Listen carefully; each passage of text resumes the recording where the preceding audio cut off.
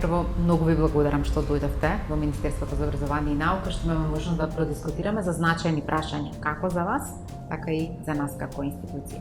Моето прашање е дали МОН ќе успее целосно да ги изедначи учениците, со што сите ќе се чувствуваат еднакви. Тука мислам на учениците со индивидуални потреби од социјално загрозените семејства и оние со посебни образовни потреби.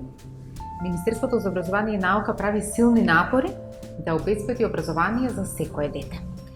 Не да дадеме еднакви шанси, туку еднакви можности за старт на учениците. Што значи да нека да сервисираме и повеќе отколку што сервисираме на друго место, за да може да ги задначиме шансите за развој на секое дете. И сега тоа е декларативно, така ќе кажеме дека е тоа политичката заложба. Но во пракса, реално Министерството уште минатата година кога го превземав да го раководам, направи повик прво за инфраструктура, за подобрување на училиштата. Каде што основен услов за да добиете пари од буџетот, мора да имате пристапни училишта.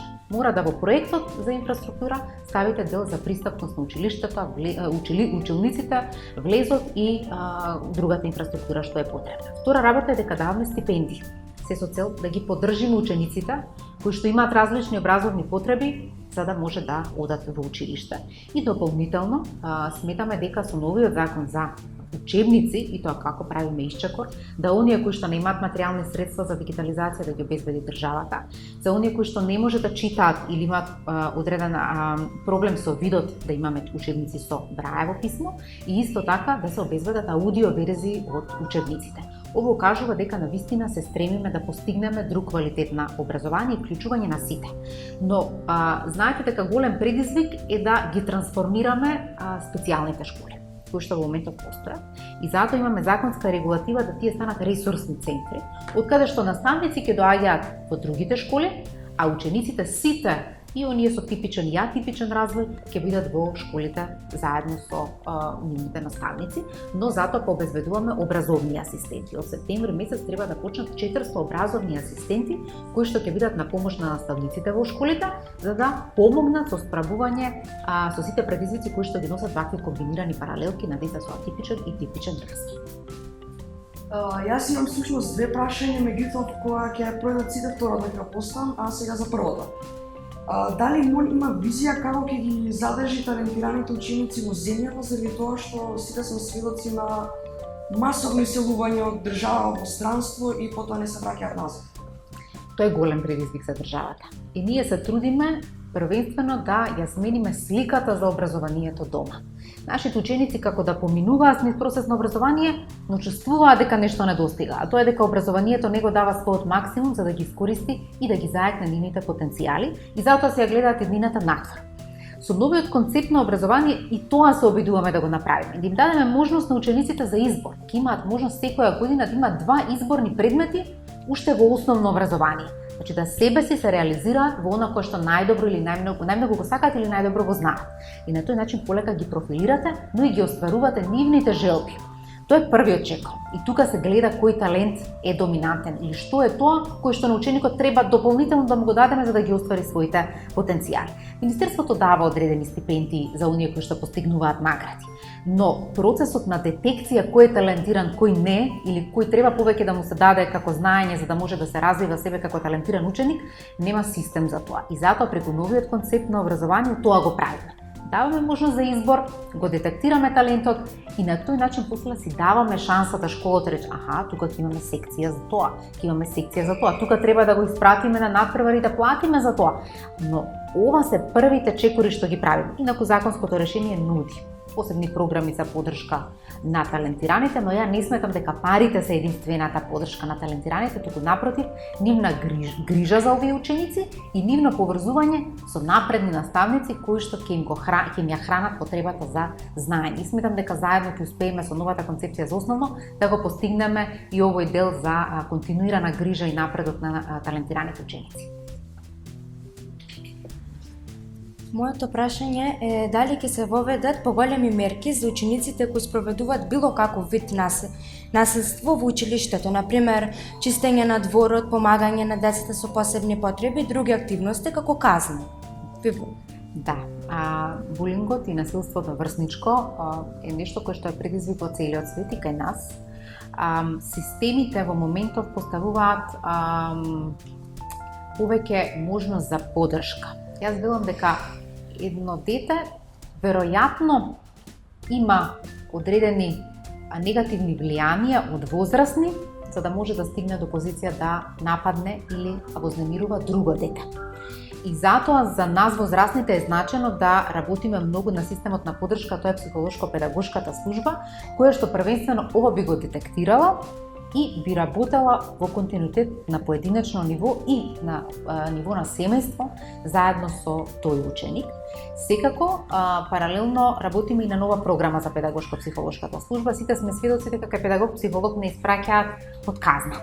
Но тие не се казна, туку ако ги видите светските модели, тие во континуитет работат на менталното здравје на учениците, затоа што едно е што ќе научиме во школа, ама друго е какви личности ќе станеме во училиште. И тие треба да работат заедно со наставниците на развој на личноста на секој ученик, за да понатаму имаме граѓани кои што ги почитуваат правата на другите и се ги остваруваат или се борат и за своите лични права. И тоа е работа на педагошката служба, затоа ние со Светска банка и со Институтот за психологија во моментов се работи на нова програма за работа и тие понатаму ќе видат и главната алка за тоа како да постигнеме подобри училишта. По светските модели кои што се слични на новата концепција за основно образование, ќе видите дека не ве оценуваат само за знаење по математика, природни или општествени науки, туку ве оценуваат и за однесувањето.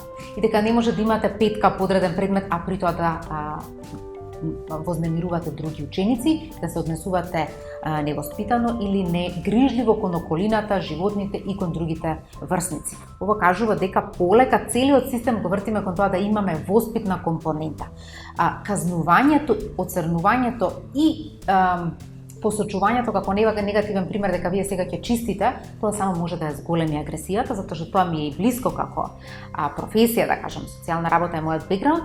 Мислам дека тоа нема да функционира, посебно некај толку мали ученици, туку напротив треба да им дадеме поддршка, грижа и добар модел, да ги истакнеме добрите ученици кои што имаат и 5 математика, природни и општество, но и се однесуваат грижливо и со околината во која што живеат и со животинките кои што не се во училиште, но и со своите соученици.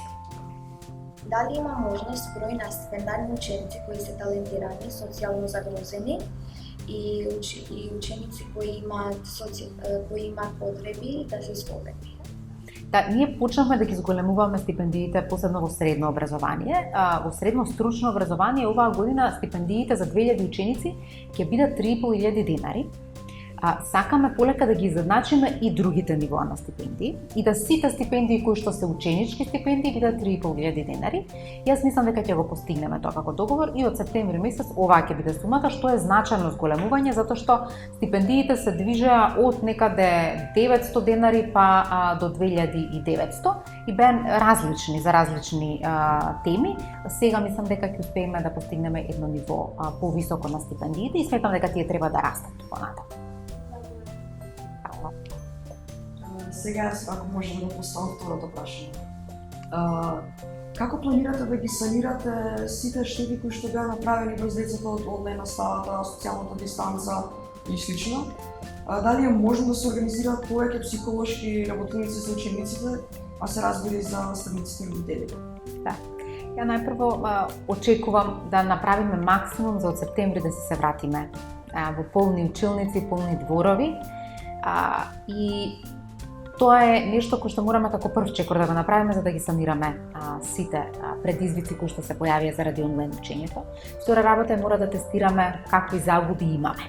И тоа ќе го направиме на почеток на наредна учебна година, ќе направиме дијагностичко тестирање и ќе утврдиме во кој дел од програмите треба да се довметне нешто за да може тие да бидат зајакнати и да во текот на наредната учебна година се сервисираат и потребите од оваа учебна година делумно. Или велиме, сепак овие загуби на светско ниво ќе го чинат човештвото многу, но не сме тука зашто сакаме, туку зашто мораме. Но ние ќе се трудиме како министерство да направиме максимум да ги санираме наредната учебна година. Дополнително кажав за педагошко-психолошката служба се спрема нова програма за работа и тие ќе треба интензивно да работат посебно таму кај што забележуваат одредено поинакво или да речеме, однесување кое што тие сметаат дека понатаму треба да се работи на него, кај ученици кои што минатата година можеби доживеале не добро или негативно искуство и тоа влијаело на нивната личност. Понатаму ќе се работи, но секако дека и групната работа со оделенијата ќе биде обврска и на наставниците, на класните раководители да се детектира дали е потребна